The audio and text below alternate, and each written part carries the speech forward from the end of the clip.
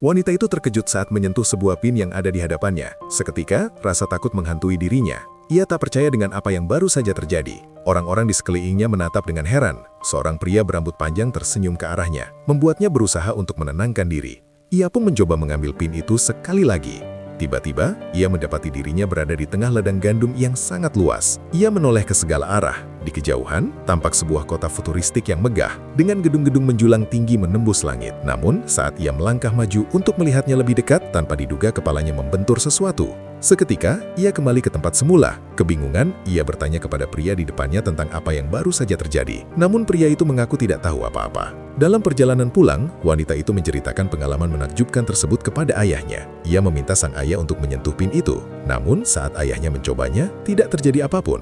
Wanita itu pun semakin heran. Ia lalu menyentuh kembali pin tersebut, dan seketika ia kembali berada di ladang gandum itu. Saat itulah, ia menyadari bahwa hanya dirinya yang dapat mengaktifkan kekuatan pin tersebut. Sesampainya di rumah, ia kembali menyentuh pin itu dan melanjutkan perjalanannya menuju kota tersebut. Namun, sekali lagi, kepalanya membentur sesuatu yang tak terlihat. Ia terus meraba penghalang itu hingga akhirnya menemukan sebuah celah. Saat ia mulai masuk ke celah tersebut, tiba-tiba